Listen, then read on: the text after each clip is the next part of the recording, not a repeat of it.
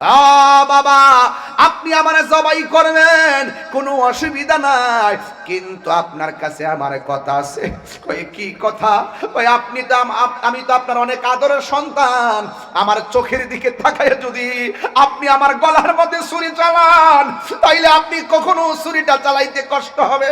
ও বাবা, মেহেরবানি করে জবাই করার আগে আমার চোখের ভিতরে বাদনটা দিয়া দেন, যেন আমার চোখের বরাবর আপনার চোখ না পড়ে।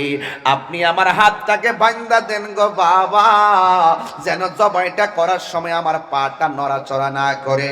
আপনি আমার হাত বাঁধা দেন, আমার হাতটা যেন নড়াচড়া না করে। এবার চোখ দুইটা বেঁধে দিল, হাত দুইটা বেঁধে দিল, পা বেঁধে দিয়েছে। ইন দি মিন টাইমে বাদন দিয়া যখন শুয়াইব, এবার সন্তান রাজি, বাবাও রাজি। ফালাম্মা আসলামা ওয়া তাল্লাহু লিল জাবিন।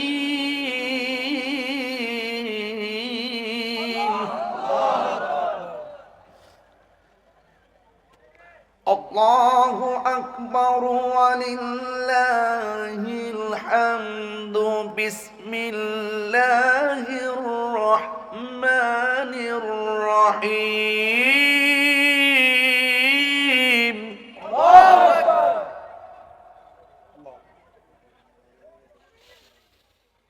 ফালাম্মা আসলামা ওয়া তাল্লাহু লিল জাবিন।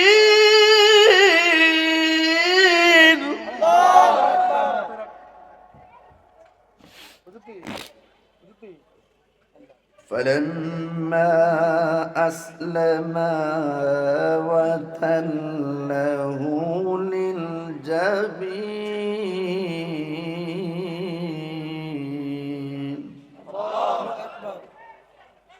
فلما أسلما وتله للجبين.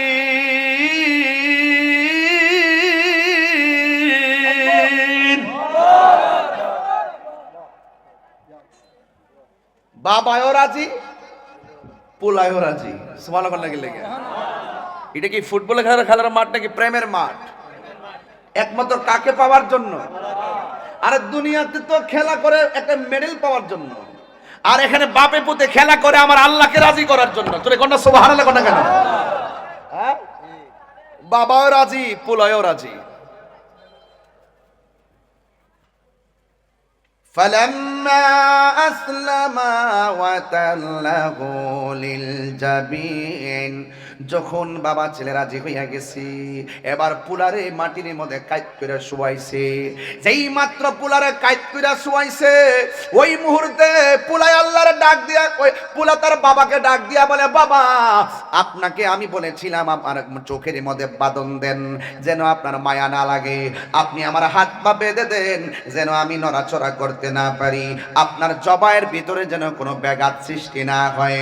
বন্ধুরে আমার, ও যুবকের দল, এবার সন্তানটা বাবারে ডাক দিয়ে কই, বাবা আপনি আমার চোখের বাঁধন খুলে দেন, আপনি আমার হাতের বাঁধন খুলে দেন। বাবা ডাক দিয়া কয়, হ্যাঁ ইসমাইল, তুমি আমারে বলছো হাতের বাঁধন দেওয়ার জন্য, তুমি আমাকে বলেছো চোখের বাঁধন দেওয়ার জন্য, কিন্তু তুমি এখন কেন খোলার জন্য আমাকে অনুরোধ করলা? সন্তান ডাক দিয়া কয়, বাবা আপনি যদি আমাকে চোখ বান্ধা আর হাত দুইটা বান্ধা পা বাইদা জবাই করেন, তাইলে কিয়ামত পর্যন্ত মানুষ বলবে ইসমাইলে জবাইয়ের মধ্যে রাজি ছিল না। ইব্রাহিম আলাইহিস সালাম তার সন্তানকে জোর কইরা হাত পা বান্ধা জবাই করেছে। এ বাবা আমার বাঁধন খুইলা দেন, আমার পায়ের বাঁধন খুইলা দেন, ইনশাআল্লাহ গলার মধ্যে ছুরি চালাইয়া দিবেন, অসুবিধা নাই। সাতাজিদুনি ইনশাআল্লাহু মিনাস সাবিরিন।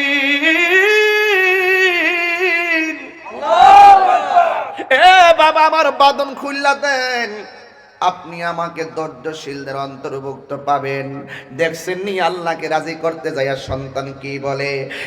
আমার গোয়াল গাওয়ার বন্ধুরা, পায়ের মধ্যে হাত দিয়ে বইলা যায়। একদিন আজকেও আমি একটা জানাজার ময়দান থেকে ডাইরেক্ট এখানে পাগড়িটা, যে এই পাগড়িটা জানাজার মাঠে ছিল, এই পাগড়িটা গায়ে লাগাই কিন্তু আপনাদের মাঝে চলে এসেছি। এই মাথায় পরে পাগড়িটা, যেই পাগড়িটা জানাজার ময়দানে ছিল, আমি নামাজটা পড়াইছি, নামাজটা পড়েছি, নামাজ পড়া ডাইরেক্ট এখানে চলে এসেছি। বন্ধু, নিঃশ্বাসের কোনো বিশ্বাস নাই, আল্লাহর প্রেমে দিবানা হয়ে যান। আজান হবে মসজিদে, ঘরে না ঘুমায়া মসজিদে চলে যান। জামাত হবে মসজিদে, ক্যারাম বোর্ডের গুডির মধ্যে টুকি না দিয়ে আশহাদু আল্লাহ বলে আপনি আল্লাহকে স্বীকার করেন। আর যুবক ভাইয়েরা আমার, মা বাবার কদমে থাকেন, খবরদার, এই পৃথিবীটা থাকার জায়গা নয়। আমার মতন অনেক বক্তা কবরে চলে গেছে। আমার যুবক ভাইয়েরা, আমি বলেছিলাম আল্লাহ যাকে বেশি ভালোবাসে তাকে বেশি পরীক্ষা করে। ইব্রাহিম নবীকে আমার আল্লাহ 10টা পরীক্ষা করেছেন। ইব্রাহিম নবী 10টা পরীক্ষায় তিনি পাশ করেছেন। এর মধ্যে 1 নম্বর পরীক্ষা হলো তাকে বাঘের খাঁচার ভিতরে, ক্ষুধার্ত বাঘের খাঁচার ভিতরে ঢুকিয়ে দেওয়া হলো। ইব্রাহিম নবী ওই খাঁচার ভিতরে, ওই মুহূর্তে যখন বাঘের খাঁচার ভিতরে ঢুকাইয়া দিল, ইব্রাহিম নবী দেখে খাঁচা তালা দেওয়া, ভিতরে না ক্ষুধার্ত একটা বাঘ।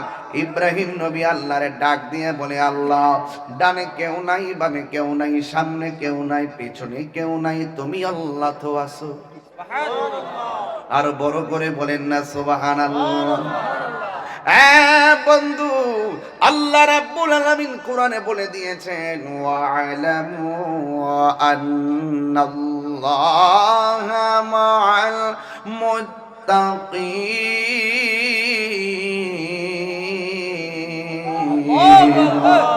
আল্লাহ রাব্বুল আলামিন বলে, তোমরা জেনে রাখো, আমি আল্লাহর ভয় যার অন্তরে থাকবে, আপনারা জবান খুলে বলেন তার সাথে একজন আছেন, জবান খুলে বলুন তিনি কে?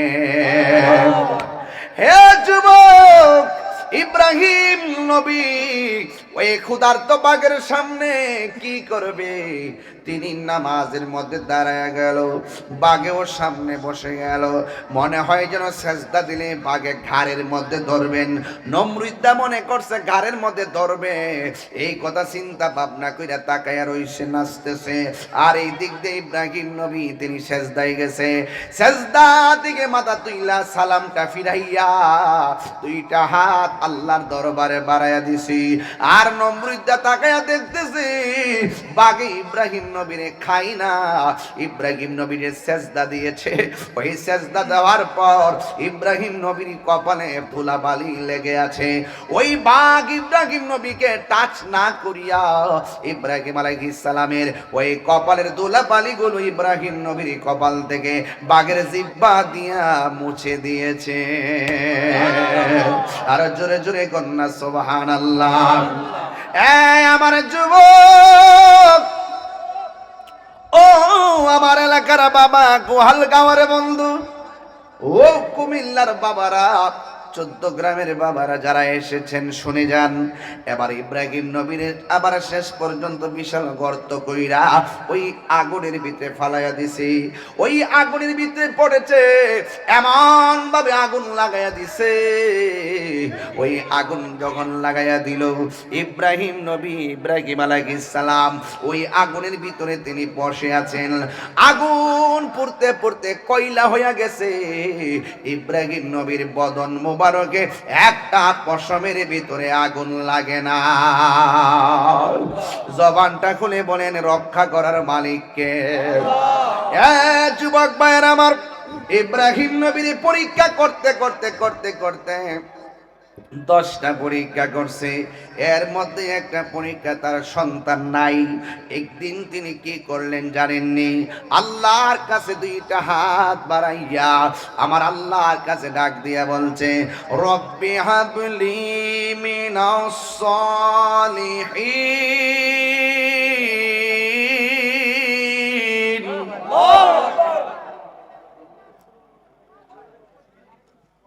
রব্বি হাবলি মিনাস সালিহিন।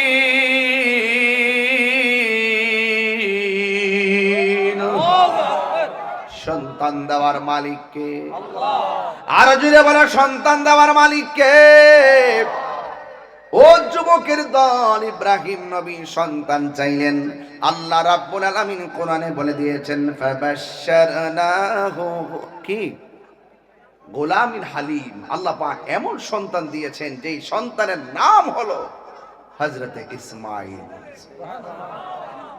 এমনিতে সন্তান নাই, এমনিতে সন্তান নাই। ও যুবকের দল শুনে যান, সন্তান দিয়েছে কে? আরে বড় করে, সন্তান দিয়েছে কে?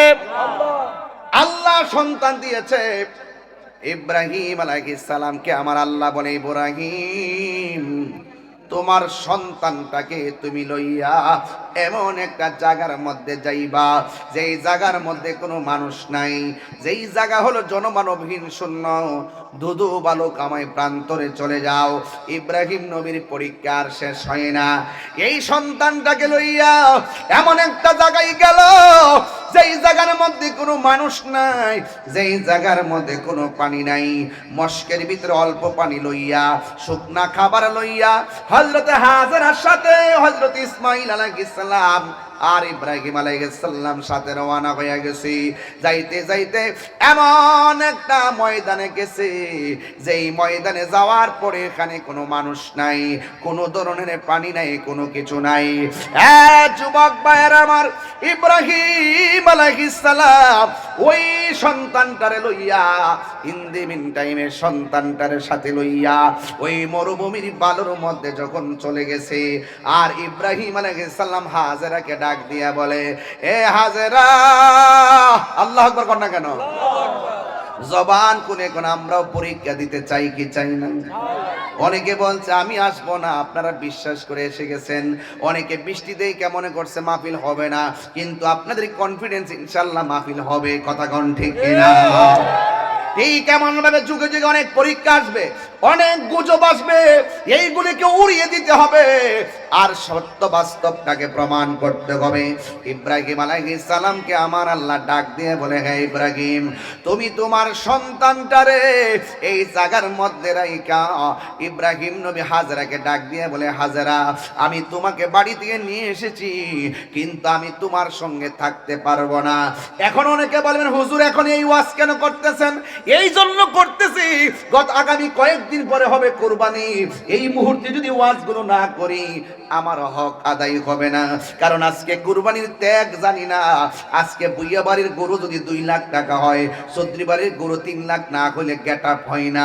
আজকে যুগে যুগে যুগে যুগে মানুষের মাঝে লৌকিকতার প্রভাব পড়ে গেছে। আসলে কুরবানি মানে হলো নিজের মানুষকে দেখাইবার জন্য নয়, একমাত্র একজনকে সন্তুষ্টি করার জন্য কুরবানি দিতে হবে। জবানটা খুলে বলুন তিনি কে? এই জন্য ওয়াজ বুঝতে হবে। মুরব্বীরা ঘটনা জানে, কিশোর বয়সের পোলাপান এখন এই ওয়াজগুলা শুনে না, ওয়াজগুলা ধারণ করতে পারে না। বন্ধুরা রে আমার, ও আমার কুমিল্লার বাবারা, ও আমার গোয়ালগাঁওয়ের বন্ধু, ও যুবকের দল, এবার ইব্রাহিম আলাইহিস সালাম হাজেরাকে ডাক দিয়ে বলে, হাজেরা, তুমি তোমার সন্তান নিয়ে তুমি এখানে থাকো, আমাকে চলে যেতে হবে এক জায়গায়।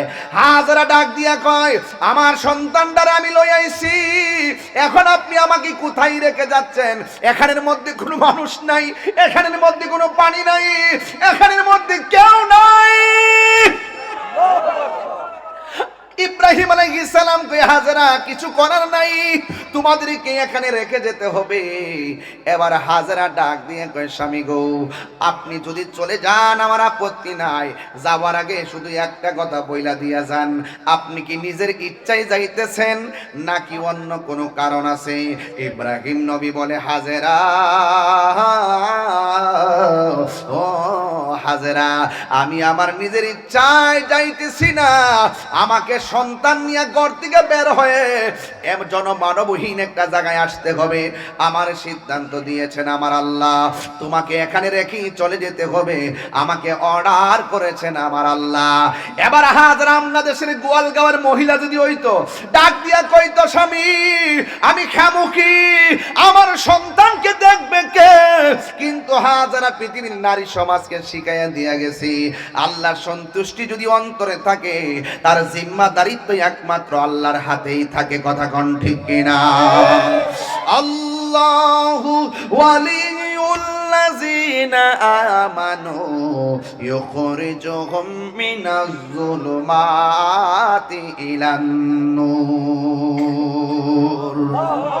আল্লাহ রাব্বুল আলামিন বলেন, যারা আমি আল্লাহকে ভয় করবে, যারা ঈমানদার হবে, আমি আল্লাহ তাদের অভিভাবক হয়ে যাব, আর আমি আল্লাহ তাদেরকে অন্ধকার থেকে বের করে আলোর দিকে নিয়ে যাব। এই জন্য যুবক ভাইরা, ইব্রাহিম নবীর কথা শুনে হাজরা কে বলে শুনেন। হযরত হাজরা আলাইহিস সালাম বলেন, এ স্বামী, আল্লাহ যদি আপনি চলে যান, আল্লাহর অর্ডারে যদি আপনি চলে যান, আমার আল্লাহ আমাদেরকে না খাওয়ায়া মারবে না। জোরে জোরে কে সুবহানাল্লাহ বলা যাবে না? আমার যুবক ভাইরা, হযরতে হাজরা সন্তান নিয়ে বড় নবীর বালুতে, কিন্তু মস্কের মধ্যে যে পানি, এই পানিটা শেষ হয়ে গেছে, আর সাথে যে শুকনা খাবার ছিল শেষ হয়ে গেছে। ডানে মানুষ নাই, বামে মানুষ নাই, এমন ভাবে পানি শেষ হয়ে গেছে। কিন্তু হাজারা স্তনের দুধ পর্যন্ত শুকায় গেছে। সন্তানটা পানি পানি বলে কান্দে। এবার সন্তানের মুখের ভিতরে হাজারার জিহ্বাটা ঢুকাইয়া দিছে। জিহ্বার মধ্যে কোনো পানি নাই, স্তনের মধ্যে কোনো দুধ নাই, মস্কের ভিতরে কোনো পানি নাই, খাবার বলতে কিচ্ছু নাই। কিন্তু হাজারা বড় টেনশনে পড়ে গেলেন, আমি হয়তো না খাইতে পারি, কোনো দুঃখ নাই, আমার সন্তান না খাইয়া মারা গেলে আমি মার কলিজা মানবে না। হঠাৎ করে সামনে তাকাইছে, আল্লাহু আকবার কর না কেন? হঠাৎ করে সামনে তাকাইছে, সামনে তাকাইয়া দেখে একটা পাহাড় দেখা যায়, যেই পাহাড়ের নাম হলো সফা। ওই পাহাড়ের মধ্যে মরুভূমির বালি, ওই পাহাড়ের মাঝে একবারে ঝর্ণার পানিগুলা চিক চিক চিক চিক করতেছে। হাজারা অগাধ ভালোবাসা লইয়া ওই সফা নামক পাহাড়ে গেছে, সন্তানটারে মরুভূমির বালুর মধ্যে শুয়াইয়া গেছে। হাজার একটা দৌড় মারছে, ঝর্ণার পানি পড়তেছে, আর যায়া দেখে কোনো পানি নাই। যাইয়া দেখে ওই রৌদ্রের কারণে ওই পাহাড়ের মধ্যে কিছু ধুলা বালি আছে, এই বালিগুলা এখনো পর্যন্ত পাহাড়ে চকচক করে। মনে হয়েছে ঝর্ণার পানি, আসলেই কোনো পানি নাই। হাজারার বাদ ভাঙ্গা আশা ভেঙে গেছে। আবার একটা পাহাড় দেখলো, ওই পাহাড়ের নাম হলো মারওয়া। দেখতেছে ঝর্ণার পানি উঠতেছে, সাফা পাহাড় থেকে একটা দৌড় মারছে মারওয়া পাহাড়ে। এখনো হাজিরা গেলে ওই জায়গায় দৌড়তে হয়, নাহলে হজ হয় না। কথা কোন ঠিক কিনা? ওই জায়গার মধ্যে দৌড়তে হয়। ইন্দিমিন টাইমে ওই হাজারা সেই পাহাড়ের মধ্যে গেছে, যাইয়া দেখে যদিও চিকচিক করতেছে, এটা ঝর্ণার পানি না। যাইয়া দেখতেছে বালুগুলা চিকচিক করতেছে।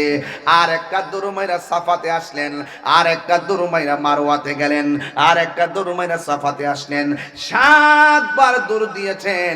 আমার আল্লাহ পৃথিবীর মধ্যে অনেক নিদর্শন দিয়েছেন, ওই নিদর্শনের ভিতরে সাফা একটা নিদর্শন, মারওয়া একটা নিদর্শন। আল্লাহ কোরআনে উল্লেখ করে দিয়েছেন, ইন্নাস সাফা ওয়াল মারওয়াতা মিন শাআইরিল্লাহ। নিশ্চয়ই সাফা এবং মারওয়া পাহাড় দুইটা আল্লাহর নিদর্শন সমূহের মধ্য থেকে নিদর্শন। হাজার এমন ভাবে দূর দিল, পানি খুঁজে পায় না। কিন্তু শত হইলে তো মা 7টা দূর দিয়ে আর ভাল লাগে না, পানি মনে করে দূর দিয়ে যায়, দেখে পানি নাই। শেষ পর্যন্ত হাজারা মারওয়া পাহাড়ের কাছে আইসা দুইটা হাত আল্লাহর বাড়ায়, আল্লাহ আল্লাহ কইয়া ডাক দিছে। হাতটা ছিল বুকের বরাবর, এরপরে হাতটা কপাল বরাবর, এরপরে হাতটা মাথার উপরে উঠে গেছে। হাজরা এমন ভাবে আল্লাহরে কয়, আল্লাহ ও আল্লাহ, সন্তানটা মরুভূমির বাড়িতে, আমি শত হইল তো মা না খাইয়া থাকতে পারে, সন্তানের না খাওয়া মা দুঃখিনী মানতে পারে না। হাজার কষ্ট মা সহ্য করে, কিন্তু সন্তানের কষ্ট মা দুঃখিনী সহ্য করতে পারে না। কেন? নিঃস্বার্থে ভালোবাসে শুধু আমার মা, ববে যার তুলনা নাই। নিঃস্বার্থে ভালোবাসে শুধু আমার মা, ববে যার তুলনা নাই। সেই মা তোমার চলে গেলে গো, সেই মা তোমার চলে গেলে সার হইব কান্দন। এই জগতে কেউ হবে না মায়েরই মতন, এই জগতে কেউ হবে না মায়েরই মতো। জোরে জোরে কি আল্লাহু আকবার বলা যাবে না? হায়রে বন্ধু, কি দিয়া বুঝাইতাম? হাজেরা হাত তুলতে তুলতে মাথার উপরে তুল্লা ফালাইছে। আজকে মানুষে ফতুয়া দেয় হাত তুল্লা দোয়া করা জায়েজ নাই। অন্ধ ভক্ত হবেন না, যার ভক্ত হবেন যাচাই বাছাই করে ভক্ত হবেন। শুধুমাত্র ঘরের কোণা বয়া বয়া মিষ্টি মধুর কথা কইয়া প্রশ্নের উত্তর দিলে বড় হুজুর হয় না। বড় হুজুর হইতে গেলে কোরআন সুন্নাহ জানতে হয়। কথা কোন ঠিক না? এই জন্য যুবক ভাইরা আমার, রুদ্র যখন গায়ে লাগে, ওই গায়ের রুদ্রের চামড়ার তাপ থেকে বাঁচবার লাগা বাইরে যায় হাত তুলা দোয়া করে। আর মসজিদের এসির ভিতরে বইয়া মেহরাবে বইসা কয়, ফরজ নামাজের পরে দোয়া করা জায়েজ নাই। সুবিধা মার্কা মৌলবী কথা বলেন ঠিক কিনা? হাজরা দুইটা হাত বাড়াইয়া দিছে। আল্লাহু আকবার কোন না কেন? হাজরা দুইটা হাত বাড়াই দিছে। আল্লাহ ডাক দিয়ে জিবরাইল, যাও আমার হাজারের কাছে যাও। হাজারের কাছে যাইয়া বলো তার সন্তানের কাছে যাওয়ার জন্য। এবার হাজরা আলাইহিস সালাম সন্তানের কাছে গেল। ও বন্ধুরি, ও গোয়ালগাঁওয়ের বাবা, ও আমার কুমিল্লার বাবা, দক্ষিণের বাবা, একটা কথা বইলা দিয়া যায়, যার কেউ নাই তার কে আছি। বন্ধুরা আমার, আল্লাহ রাব্বুল আলামিন যেই মাত্র বলছি ও জিবরাইল আমার হাজারের সন্তানের কাছে যাওয়ার জন্য, এবার হাজারা সন্তানের কাছে গেল। যাইয়া দেখে রে বন্ধু, ওই সন্তানটা মরমের বালুর মধ্যে শুইয়া শুইয়া পা লড়াইতেছে। ওই পায়ের গোড়ার ভিতরে আমার আল্লাহ একটা কূপ বানাইয়া দিছি। ওই কূপের পানির নাম এখনো জমজমের পানি। ওই জমজমের পানি এমন ভাবে বের হয়েছে, ডাইনে বান্ধে পানি বামে যায়, বামে বান্ধে পানি সামনে যায়, সামনে বান্ধে পানি পিছনে যায়। এমন ভাবে পানিগুলা একবারে প্লাবনের মতো হয়ে যাচ্ছে। হাজারা পানিকে থাম বলেছে, পানি থেমে গেছে। ওই দিন যদি হাজারা পানিকে থাম না বলতো, সারাটা পৃথিবী আমার আল্লাহ জমজমের পানি দিয়া বাসায়া দিত। টিউবওয়েলের পানি দাঁড়ায়া পান করা হারাম, পুকুরের পানি দাঁড়ায়া পান করা হারাম, ডাবের পানি দাঁড়ায়া পান করা হারাম। কিন্তু ইসমাইলের পায়ের গোড়া থেকে যে জমজমের পানিটা উঠেছে, কিয়ামত পর্যন্ত পানি উঠতে থাকবে। কিন্তু ওই জমজমের পানি দাঁড়ায়া পান করা হারাম নয়, ওই জমজমের পানি দাঁড়ায়া পান করা হলো সুন্নত। জোরে কন্যা সুবহানাল্লাহ। এই যা যা, তোরা এখান থেকে যা, একদম যা যা, প্রথম থেকে তোরা জ্বালাইছস আমারে, যা বের হ। আবেগ ভালো, অতি আবেগ ভালো না, বেয়াদবি ভালো না।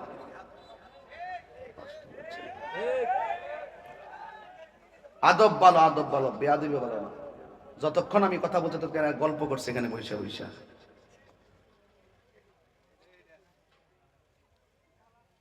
আমি কোরআন সুন্নাহর কথা বলতেছি, আমি একটা সত্য ইতিহাস বলতেছি। আজকে মূলত ইতিহাস ঘটনা হিসেবে আপনার উড়াই দিচ্ছেন, আজকে চেতনা হিসাবে লালন করেন নাই দেখা আজকে এই কন্ডিশন। যদি ঘটনাগুলোকে চেতনা হিসেবে লালন করতেন, তাহলে আজকে ঘরে ঘরে ওই যে ইব্রাহিমের চেতনা পয়দা হয়ে যেত।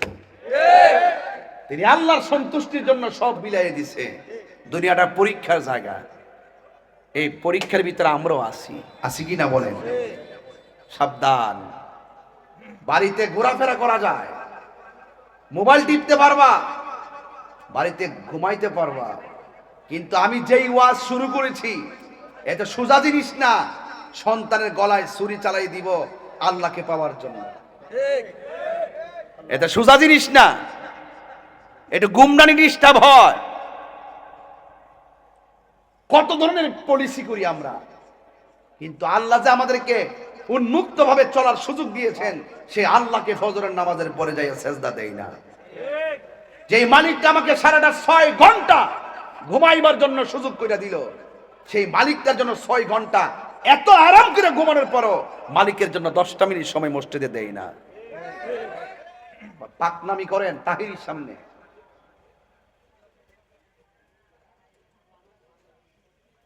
এই ছেলেরা কথা বলবেন এখানে। আমি বুঝলাম এলাকার কয়টা কি বাংলাদেশের বাইরে না ভিতরে? বাইরে হবে, ইন্ডিয়ার কাছে কাছে। এই জন্য এই কোনো পোলাপানের ইমেজ বুঝতেছি না আমি।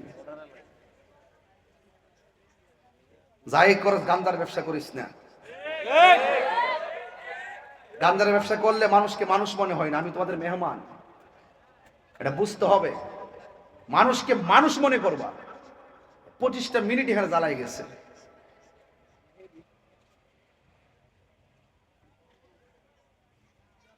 নেশাখোরের কাছে মানুষ মনে হয় না, গাঞ্জুটের কাছে মানুষ মনে হয় না।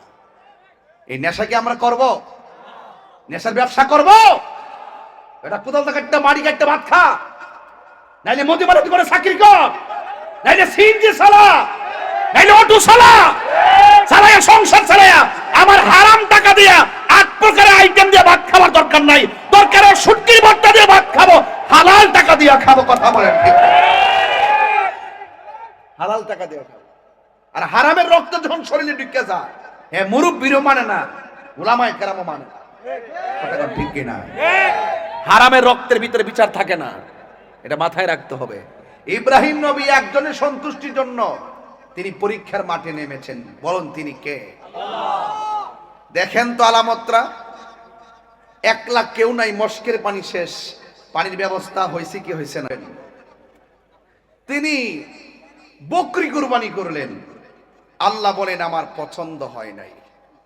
তো ইব্রাহিম নবী মনে মনে ভাবতেছেন আমার সবচাইতে পছন্দের মানুষটা হলো ইসমাইল। আমি আল্লাহকে পাওয়ার জন্য প্রয়োজনে আমি তাকে জবাই করব। এখন ইব্রাহিম আলাইহিস সালাম যেখানে চলে গেছিলেন সেখান থেকে বাড়িতে আসছে। এখন এই খবরটা তো হাজেরাকে বলা সম্ভব না, কারণ হাজেরা তো মা। পৃথিবীর কোনো মা কি মানবে যে তোমার সন্তান আমি জবাই করতাম স্যার তুমি দৌসান দি? এই মানবে কেউ? মানবে না। এই জন্য ইব্রাহিম আলাইহিস সালাম হাজেরার সাথে পরামর্শ করে নাই, পরামর্শ করছে সন্তানের সাথে। চিৎকার মেরে কন্যা আল্লাহু আকবার। সন্তানকে ডাক দিয়া কইয়া বুনাইয়া ইন্নী আরা ফিল মানামি আন্নী আযবাহুকা ফানজুর মাযা তারা। ইব্রাহিম আলাইহিস সালাম তার সন্তানকে ডাক দিয়া বলেন, হে সন্তান, নিশ্চয়ই আমি ঘুমের ঘরে স্বপ্নে দেখেছি আন্নি অবশ্যই আমি আযবাহুকা তোমাকে জবাই করেছি, ফানজুর মাযা তারা এই ব্যাপারে তোমার মতামত বলো। সন্তান ডাক দিয়া কয়, দেখেন যেমন বাবা তেমন সন্তান। ইব্রাহিম নবী বলে, ইসমাইল ইন্নি অবশ্যই আমি আরা দেখেছি ফিল মানামে ঘুমের ঘরে, আন্নি অবশ্যই আমি আযবাহুকা তোমাকে জবাই করেছি, ফানজুরু মাযা তারা এই ব্যাপারে তোমার মতামত কি? যেমন বাবা তেমন সন্তান। সন্তান ডাক দিয়ে ক্বালা ইয়া আবাতি ফাআল মা তু'মার সাতাজিদুনি ইনশাআল্লাহু মিনাস সাবিরিন। সন্তান ডাক দিয়ে কে বাবা, আপনি যদি স্বপ্নে দেখে থাকেন আমাকে জবাই করেছেন, আপনি আমাকে জবাই করেন, আমি রাজি আছি। অবশ্যই জবাই করার সময় আপনি আমাকে ধৈর্যশীলদের অন্তর্ভুক্ত পাবেন। চিৎকার মেরে কন্যা সুবহানাল্লাহ। এবার ইব্রাহিম নবী খুশি হয়ে গেল, হাজরাকে ডাক দিয়ে বলে, হাজরা তোমার সন্তানটাকে সাজায়া দাও, ভিআইপি জায়গার মধ্যে দাওয়াত খেতে যাব।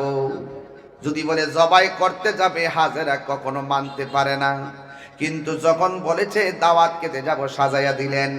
যেই মাত্র ইসমাইল আলাইহিস সালাম তার বাবার সঙ্গে রওনা হয়েছে, রাস্তার মধ্যে শয়তান আসছে। শয়তান আয়েশা ডাক দিয়া বলে, ইসমাইল, ও ইসমাইল, তুমি কোথায় যাইতেছো গে আমার বাবার সাথে? কই তুমি তোমার বাবার সঙ্গে যাইও না, তোমার বাবা তোমাকে জবাই করে ফেলাইবে। আর ইসমাইল আলাইহিস সালাম হাতের মধ্যে পাথর নিয়ে বারবার পাথর মারছে। যখন 7 বার কঙ্কর নিক্ষেপ করেছে, এখনো হাজী সাহেবরা সেই জায়গার মধ্যে যায় কঙ্কর মারা লাগে। কথা কোন ঠিক কিনা? এবার ইসমাইল আলাইহিস সালাম যখন কঙ্কর মেরেছে, এরপরে যাইতে যাইতে মিনার প্রান্তরে গেল। যেই মাত্র মিনার প্রান্তরে গেছে, ইব্রাহিম নবী ডাক দিয়া কয়, ইসমাইল, আমি তো এখানে এসেছি তোমাকে জবাই করব। ইন দি মিন টাইমে হযরত ইব্রাহিম আলাইহিস সালামের কথা শুই না, ইসমাইল আলাইহিস সালাম ডাক দিয়া বলে, বাবা, বাবা, আপনি আমারে জবাই করবেন, কোনো অসুবিধা নাই, কিন্তু আপনার কাছে আমার কথা আছে। কই কি কথা? কই আমি তো আপনার অনেক আদরের সন্তান, আমার চোখের দিকে তাকায় যদি আপনি আমার গলার মধ্যে ছুরি চালান, তাইলে আপনি কখনো ছুরিটা চালাইতে কষ্ট হবে। ও বাবা, মেহেরবানি করে জবাই করার আগে আমার চোখের ভিতরে বাদনটা দিয়া দেন, যেন আমার চোখের বরাবর আপনার চোখ না পড়ে। আপনি আমার হাতটাকে বাঁধা দেন গো বাবা, যেন জবাইটা করার সময় আমার পাটা নড়াচড়া না করে। আপনি আমার হাত বাঁধা দেন, আমার হাতটা যেন নড়াচড়া না করে। এবার চোখ দুইটা বেঁধে দিল, হাত দুইটা বেঁধে দিল, পা বেঁধে দিয়েছে। ইন দি মিন টাইমে বাদন দিয়া যখন শুয়াইব, এবার সন্তান রাজি, বাবাও রাজি। ফালাম্মা আসলামা ওয়া তাল্লাহু লিল জাবিন।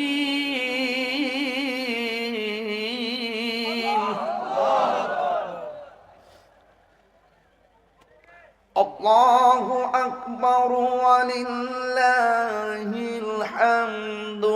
বিসমিল্লাহির রাহমানির রহিম।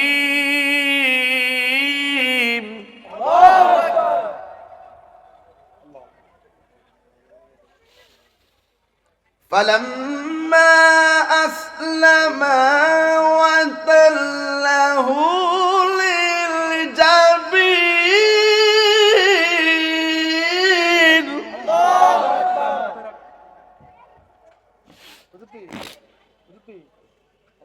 فلما أسلما وتله للجبين.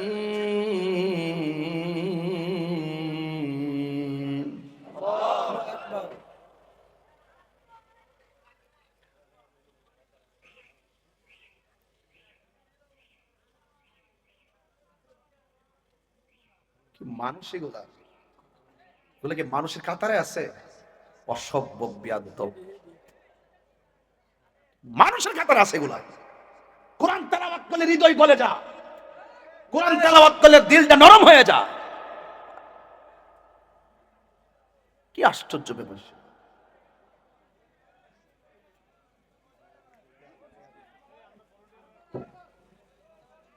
খুব কষ্ট পাইলাম। আবার বলছি শুনেন, কথা বললে তোমরা দূরে যায় কথা বলো।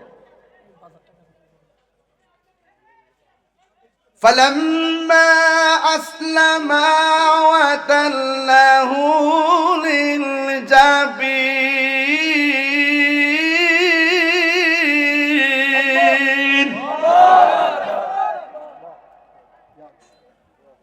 বাবাও রাজি পোলায়ও রাজি সুবহানাল্লাহ লাগে। এটা কি ফুটবল খেলার মাঠ নাকি প্রেমের মাঠ? একমাত্র কাকে পাওয়ার জন্য? আর দুনিয়াতে তো খেলা করে একটা মেডেল পাওয়ার জন্য, আর এখানে বাপে পুতে খেলা করে আমার আল্লাহকে রাজি করার জন্য। তোরে কোনটা সুবহানাল্লাহ কোনটা কেন? হ্যাঁ, বাবাও রাজি পোলায়ও রাজি। فلما أسلما وتله للجبين যখন বাবা ছেলে রাজি হইয়া গেছি, এবার পুলারে মাটির মধ্যে কাইত করে শুয়াইছে। যেই মাত্র পুলারে কাইত করে শুয়াইছে, ওই মুহূর্তে পুলাই আল্লাহর ডাক দিয়া, ওই পুলা তার বাবাকে ডাক দিয়া বলে, বাবা আপনাকে আমি বলেছিলাম আমার চোখের মধ্যে বাঁধন দেন যেন আপনার মায়া না লাগে, আপনি আমার হাত পা বেঁধে দেন যেন আমি নড়াচড়া করতে না পারি, আপনার জবায়ের ভিতরে যেন কোনো ব্যাঘাত সৃষ্টি না হয়। বন্ধুরে আমার, ও যুবকের দল, এবার সন্তানটা বাবারে ডাক দিয়ে কই, বাবা আপনি আমার চোখের বাঁধন খুলে দেন, আপনি আমার হাতের বাঁধন খুলে দেন। বাবা ডাক দিয়ে কয়, হ্যাঁ ইসমাইল, তুমি আমার বলছো হাতের বাঁধন দেওয়ার জন্য, তুমি আমাকে বলেছো চোখের বাঁধন দেওয়ার জন্য, কিন্তু তুমি এখন কেন খোলার জন্য আমাকে অনুরোধ করলা? সন্তান ডাক দিয়ে কয়, বাবা আপনি যদি আমাকে চোখ বান্ধা আর হাত দুইটা বান্ধা পা বাইদা জবাই করেন, তাইলে কিয়ামত পর্যন্ত মানুষ বলবে ইসমাইলে জবাইয়ের মধ্যে রাজি ছিল না। ইব্রাহিম আলাইহিস সালাম তার সন্তানকে জোর কইরা হাত পা বান্ধা জবাই করেছে। এ বাবা আমার বাঁধন খুইলা দেন, আমার পায়ের বাঁধন খুইলা দেন, ইনশাআল্লাহ গলার মধ্যে ছুরি চালাইয়া দিবেন, অসুবিধা নাই। সাতাজিদুনি ইনশাআল্লাহু মিনাস সাবিরিন।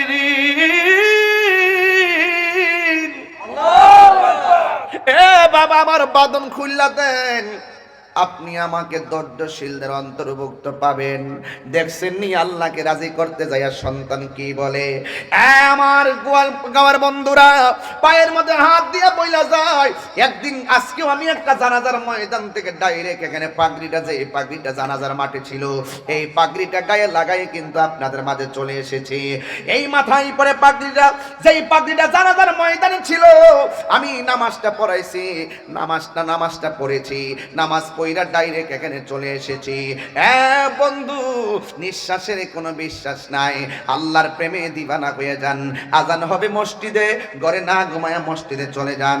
জামাত হবে মসজিদে, ক্যারাম বোর্ডের গুড়ির মধ্যে টুকি না দিয়ে আশহাদু আল্লাহ বলে আপনি আল্লাহকে স্বীকার করেন। আর যুবক ভাইয়েরা আমার, মা বাবার কদমে থাকেন, খবরদার এই পৃথিবীটা থাকার জায়গা নয়। আমার মতন অনেক বক্তা কবরে চলে গেছে কিন্তু আর ফিরে আসে নাই।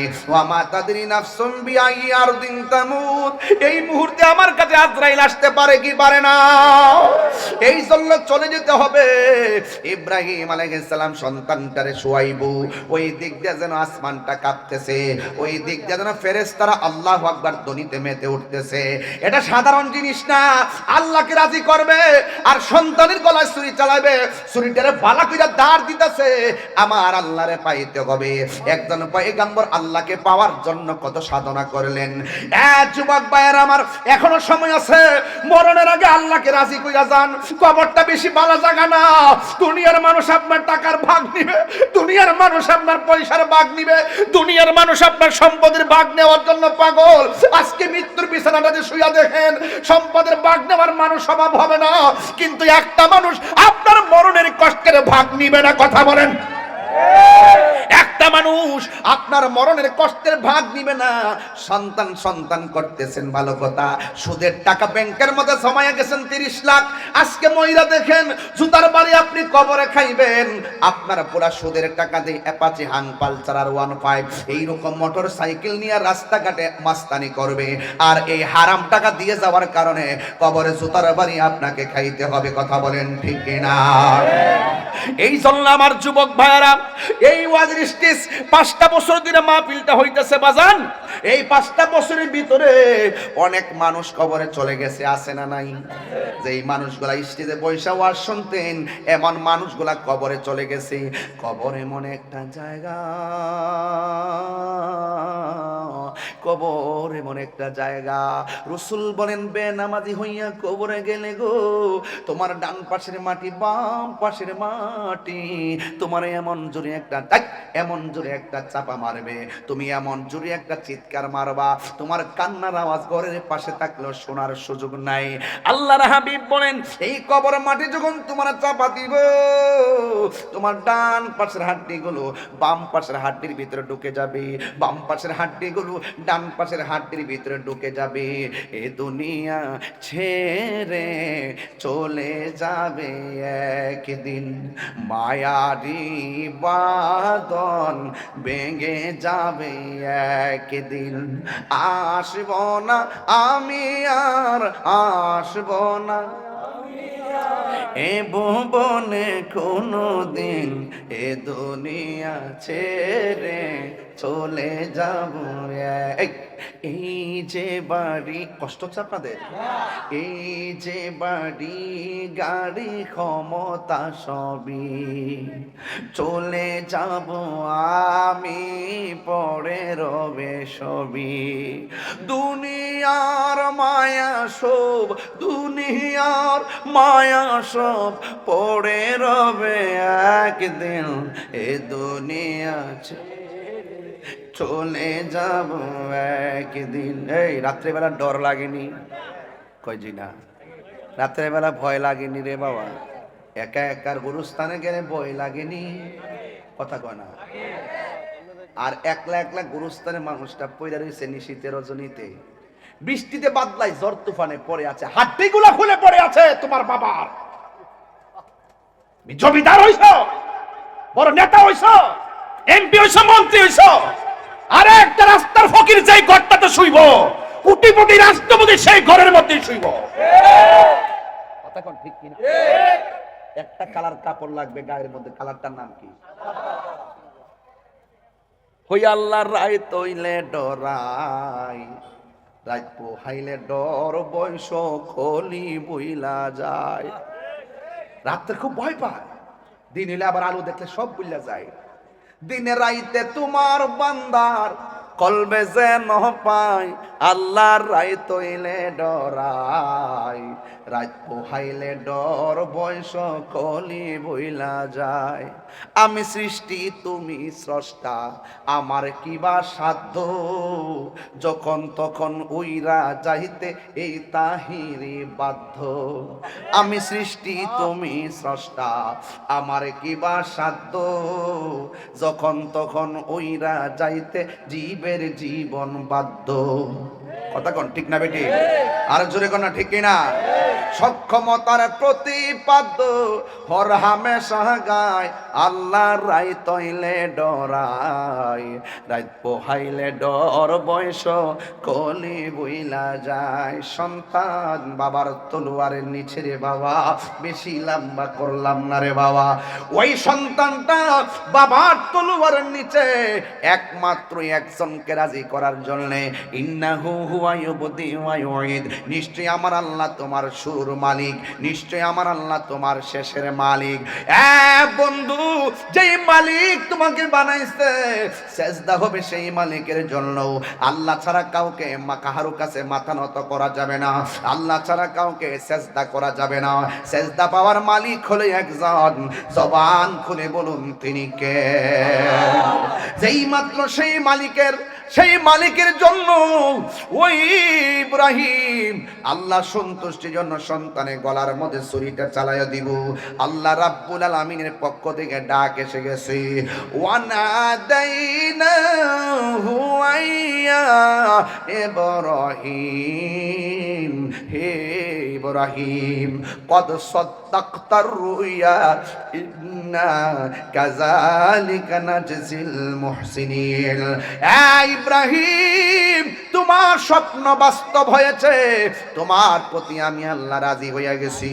আল্লাহ কয়, হ্যাঁ জিবরাইল, জান্নাত থেকে একটা দুম্বা লইয়া যা, এই দুম্বাটারে যাইয়া বলবি জবাই কইরা ইন দি মিন টাইমে একটা ভাগ আমার হাজারার জন্য লইয়া যাইতে। চিৎকার মেরে কি আল্লাহু আকবার বলা যাবে না? আর জোরে কেন আল্লাহু আকবার। হারিয়ে যাব একদিন আমি, রব নাই ভুবন চিরদিন, বলো হারিয়ে যাব একদিন আমি, রব নাই। এ বাবা, কার কার বাবা নাই হাত তোলেন। আমার মতন বাপ হারা কেডা? আল্লাহ, কন্যা আল্লাহ, আরে কন্যা আল্লাহ। বাবাকে মাফ করে দিন, তার কবরটাকে জান্নাত বানাই দিন। হাত নামান। কার কার মা নাই হাত তোলেন। আহা দেখেন অনেকগুলোর মা নাই। আরে যার মা নাই বাড়িতে কারে মা করে ডাক দিব? আচ্ছা, মা বাবা জান্নাতি হোক আমরা চাই কি চাই না? কারা কারা চান দুই হাত তোলেন। ওই মা বাবা রুহের মাগফিরাতের জন্য আপনারা বিসমিল্লাহ করে পকেটে হাত দিয়া যে যতটুকু পারেন ওয়াজের মাঝখানে দিয়া দিবেন। আল্লাহ যেন আপনার আব্বা আম্মার কবরটাকে যেন জান্নাতের বাগান বানাই দেন। যাদের আব্বা আম্মা বেঁচে আছে আল্লাহ যেন, আল্লাহ পাক যেন তাদের এই প্রত্যেকের আব্বা আম্মার নেক হায়াত দান করে। এই চিন্তা ভাবনা কইরা সবাই একটু দান করবেন। রাজি আসেনি সবাই? তাহলে গজলটা গান। হারিয়ে যাব একদিন আমি, রব চিরদিন, বলো হারিয়ে যাব একদিন আমি, রব নাই ভুবন চিরদিন। ক্ষমা করে দিও তোমরা আমায়, বলো তোমরা আমায়, ভুল করে থাকি যদি কোনো দিন, হারিয়ে যাব একদিন আমি, রব নাই ভুবন চির। আমি যে চলে যেতেছি রাগ করেন না। না না না, সমস্যা না।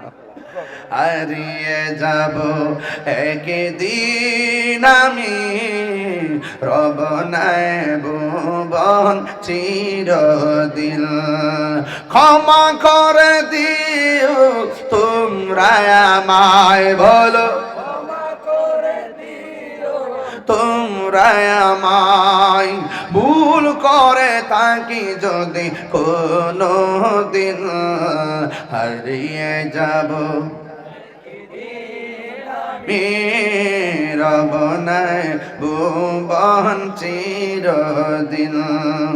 বাঁশি বাগানে বা গুরুস্থানে হয়তো দিবে মোরে কবর, তোমরা আমায় যাবে ভুলে, রাখিবে না জানি কোন খবর।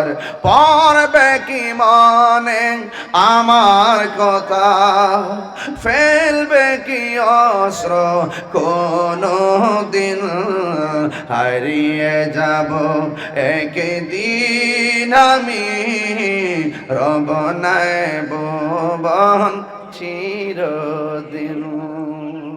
খুশি না বেজার?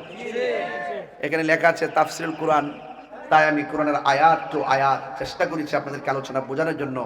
আমরা একজনকে সন্তুষ্ট করার জন্য আমরা ইবাদত করব। জবানটা খুলে বলুন তিনি কে? দুইটা দাবি করে যাব আজকে। দুইটা দাবি আপনারা দেখেছেন। আমি ওয়াজে 30 মিনিট কিন্তু ভূমিকায় কথা বলি নাই, ডাইরেক্ট ওয়াজে ঢুকে গেছি। খেয়াল করছেন কিনা জানি না। যদি ভূমিকায় ঢুকতাম 30-40 মিনিট তাইলে আমার ওয়াজ আরো লম্বা হয়ে যেত। এই জন্য আমি সময়টা কাজে লাগাইছি শুধু আকাশটার খেয়াল করিয়া সবাই বাড়িতে যেতে হবে। একটা কথা শুনেন, জীবনে যাই করেন কিন্তু মা বাপরে কষ্ট দিয়েন না। আর মা বাপরে কষ্ট দিয়া তাহিরির সামনে বসে ওয়াজ শুনবেন, আপনার মতন শ্রোতা তাহিরি দরকার নাই। আর যেই পিসাব কইব মা বাপের খেদমত লাগবে না, আমি তোর সব, এটা পিসাব না, এটা বেঈমান। কথা কোন ঠিক? আরেকটা দাবি করবো, জীবনে কোনোদিন নেশা করবেন না। নেশা করলে সামাজিক মূল্যবোধ থাকে না, ভবিষ্যৎ ধ্বংস হয়ে যায়, মা বাপ কষ্ট পায়, ইমান হারা হয়ে মারা যায়। নেশা কি করবেন? বলেন বন্ধ। নেশা এখন নেশা বন্ধ করবে না। নেশা, ইয়াবা, ফেন্সি, গাঞ্জা, সুদ, ঘুষ, চুরি, ডাকাতি, মুনাফিকি, এই হারামগুলো করবেন না।